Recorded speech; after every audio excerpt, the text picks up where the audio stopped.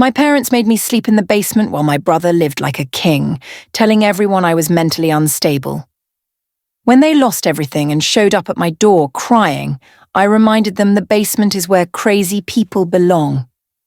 I never thought I'd be sharing this story, but recent events have made me realize how many others might have gone through something similar. Maybe writing this will help someone else recognize what's happening to them before it's too late. It started when I was 13. I remember the exact moment because it was during my middle school graduation dinner. My younger brother Connor had just finished telling everyone about making the junior baseball team, and my mom turned to me with this weird smile, the kind that doesn't reach the eyes. "Santiago, sweetie, we need to talk about your room situation," she said, cutting into her salmon like she was about to discuss the weather. "Your father and I have been thinking the basement would be perfect for you. You need your own space to focus on your studies, away from distraction." I remember staring at my plate, fork frozen halfway to my mouth. The basement. Our basement was unfinished, with concrete floors and those fluorescent lights that buzz constantly. Sure, there was a small bathroom down there, but it was mainly used for storage and laundry. "But my room is fine," I said, glancing at Connor, who was suddenly very interested in his mashed potatoes.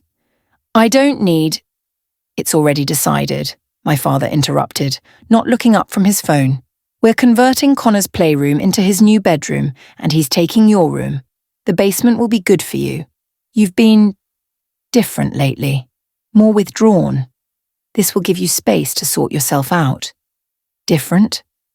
I wasn't different. I was just quieter than Connor, more focused on my studies than sports.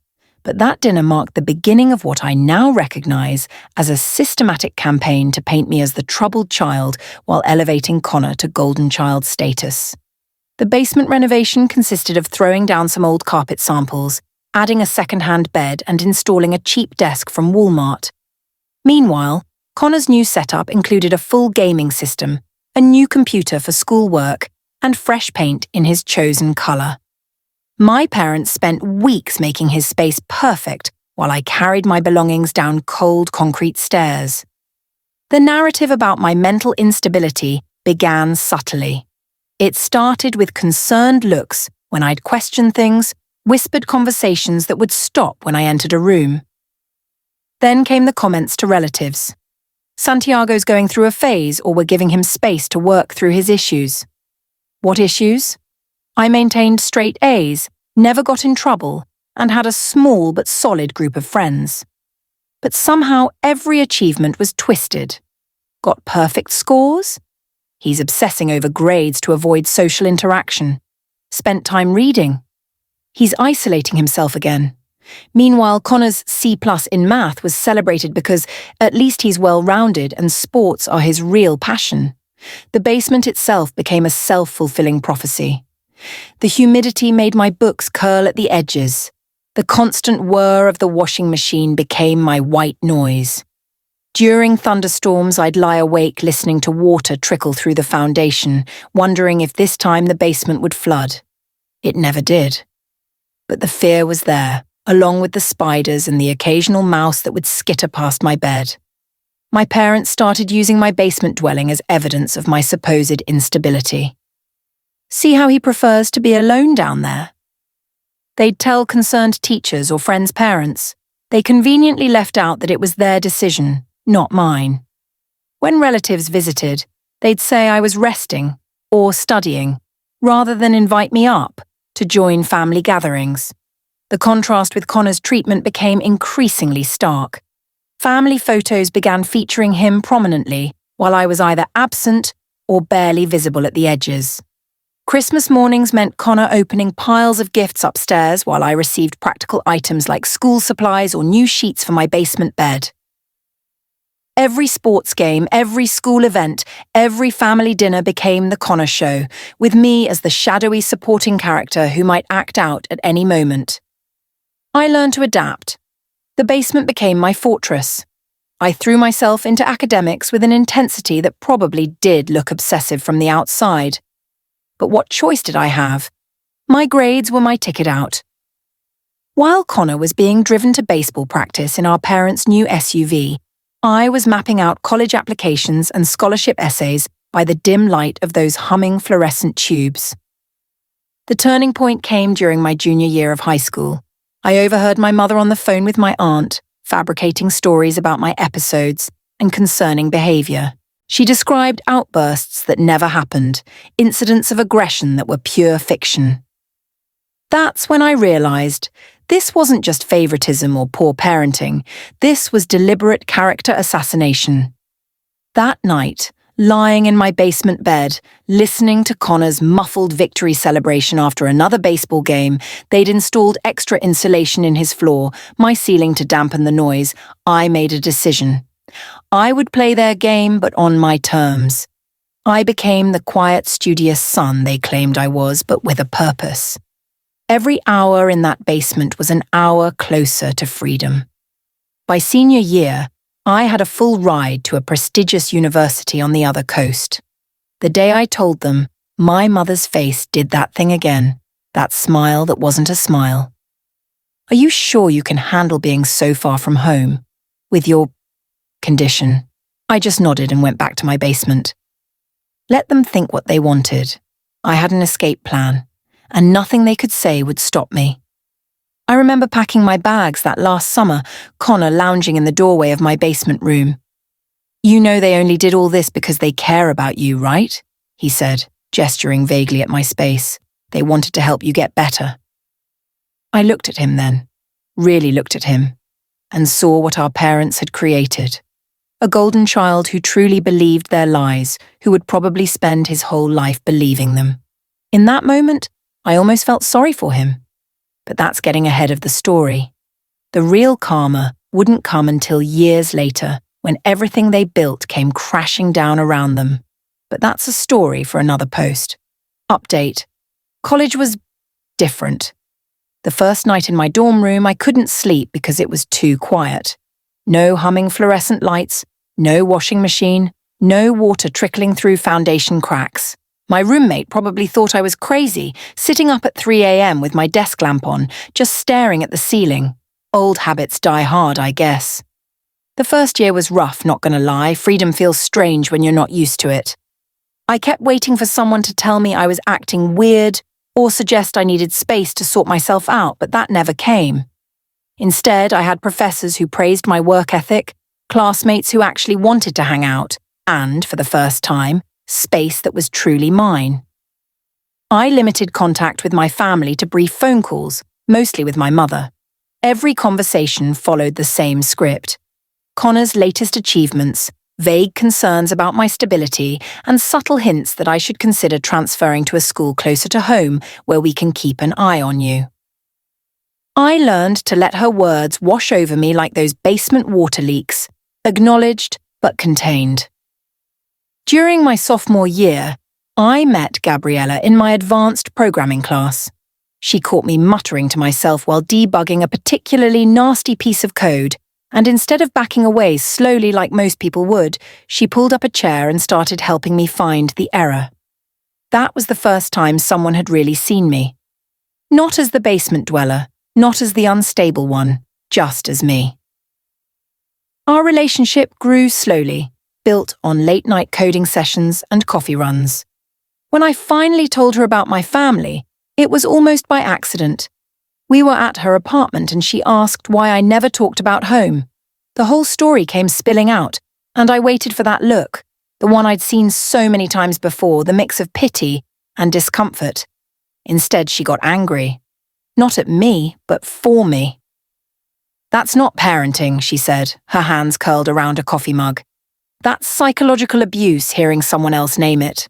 Abuse hit me harder than I expected. I'd started seeing a therapist by then, Alison, who's become both a counsellor and friend, but I'd never used that word myself. It felt too heavy, too dramatic for what I'd experienced, but Gabriella was right. Meanwhile, life back home continued its predictable pattern. Connor had dropped out of college to focus on his prospects in minor league baseball and moved back home.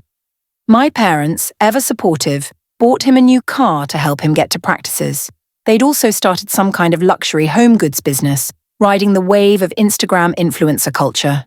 Every time I checked social media, there were new posts about their family business featuring Connor as the face of the brand. I graduated summa cum laude and landed a job at a major tech company in Seattle. My parents didn't come to the graduation. Connor had an important game that day, they said. I told them I understood. And I did. It was just one more confirmation that I'd made the right choice in building my own life. The next few years passed in a blur of career advancement, therapy sessions, and building a real life with Gabriella. We got married in a small ceremony. My parents weren't invited. Connor sent a text saying, "Congrats, bro," 3 days later. I bought a house, the kind with big windows and open spaces. No basements. Then came the Instagram posts. At first, they were subtle, my mother posting about challenges in the family business and asking followers to support their small business journey. Then Connor started sharing photos of himself at various odd jobs, his captions full of hustle culture buzzwords. The golden child was tarnishing, but they were still keeping up appearances. I might have missed the real story if it wasn't for Alison. During one of our sessions, she mentioned seeing a local news article about a luxury goods business being investigated for fraud. I didn't make the connection until she showed me the article. There were my parents' names right in the headline. It turned out their successful family business had been running on smoke and mirrors. They'd been taking pre-orders for luxury items they couldn't deliver, using the money to maintain their lifestyle and support Connor's fading baseball dreams. The whole thing was a house of cards, and it was starting to collapse. I showed the article to Gabriella that night. She looked at me over her laptop, her face serious. "They're going to come to you for help," she said. "You know that, right?" I did know, just like I knew exactly what I was going to say when they did. But that story, the day they showed up at my door with their perfect facade finally cracked, that's for the final update. And trust me, it's worth the wait. Final update. It happened on a Sunday morning. Gabriella and I were having coffee on our deck, enjoying the view of the Seattle skyline, when my phone started buzzing with notifications. Connor had been trying to reach me for hours, sending increasingly desperate messages about a family emergency. I showed the messages to Gabriella. She just raised an eyebrow and said, "Took them longer than I expected." The doorbell rang at 11:47 a.m. I remember the exact time because I'd just checked my watch, wondering if I should start prepping lunch. Through our security camera, I could see them, my parents, looking nothing like their polished Instagram photos, and Connor, wearing what looked like yesterday's clothes. I took my time walking to the door. Years of therapy with Alison had prepared me for this moment, but the reality of it still felt surreal. When I opened the door, the first thing that hit me was how small they looked. My father, once so intimidating, seemed to have shrunk. My mother's carefully maintained appearance was showing cracks. Connor just looked lost. "Santiago's son," my father started, his voice lacking its usual authority. "We need your help." I stood in the doorway, not inviting them in. "The basement is where you need help." The words came out calmer than I expected. My mother's face crumpled. "Please, we've lost everything? The business?" There were complications. We didn't mean for it to get so out of hand. Complications? I couldn't help but laugh. "You mean the fraud charges? The investors you scammed? Or maybe the fake reviews and non-existent products?" Connor stepped forward. "Bro, come on, we're family. We wouldn't be here if we had anywhere else to go." Family. I pulled out my phone and started playing a video, one of many I'd saved over the years. It was from a family gathering, my mother's voice clear as she told relatives about my mental issues and how they'd sacrificed so much to help me by giving me a safe space in the basement. They watched in silence as I played clip after clip. Years of their lies, their manipulation, all documented and saved. Screenshots of social media posts where they'd painted me as the troubled child while portraying Connor as the perfect son. Email threads where they'd discuss their concerns about my stability with relatives. "I kept everything," I said, stopping the playback. "Every lie, every manipulation, every moment you tried to make me believe I was crazy. And now you're here, asking for help from the son you locked in the basement." My father tried a different approach. Son, we made mistakes. We know that now, but we're about to lose the house. Connor's savings are gone. We have nowhere else to turn. There's always the basement, I replied. Isn't that where you put crazy people? People who make bad decisions, people who need to sort themselves out. My mother started crying. Please, Santiago, we were wrong. We'll do anything. Anything. I smiled. Okay, here's what's going to happen. I have a finished basement in this house. It's actually quite nice, carpeted, well lit, private bathroom. You can stay there. Their faces lit up with hope. But, I continued, there are conditions. First, you'll post a complete confession on all your social media accounts. Every lie you told about me, every manipulation, everything. Second, you'll seek therapy. I'll even pay for it. Third, you'll work legitimate jobs to pay back every person you scammed. And fourth, you'll live by the same rules you gave me. The basement is your space to sort yourselves out. Connor looked outraged. You can't be serious. I'm completely serious. Those are my terms. Take them or leave them. My father started to argue, but my mother grabbed his arm. They huddled together, whispering urgently. After what felt like an eternity, they agreed. That was 6 months ago. They've been living in my basement since then, following my rules. Their social media confession went viral. Turns out their followers were very interested in the truth behind the perfect family facade. Connor moved in with a friend, refusing to join them in the basement.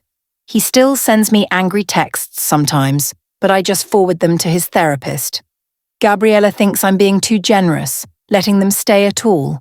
Maybe she's right, but there's something satisfying about watching them experience what they put me through, about seeing them finally face their own lies. They're getting better, slowly. The therapy is helping. And every time I hear them talking in the basement, every time they ask permission to use the main floor, I remember that teenage boy in the basement who just wanted to be seen. Some people might call this revenge, I call it education. Thanks for watching this video. Please like this video and subscribe to the channel for more these kinds of story videos.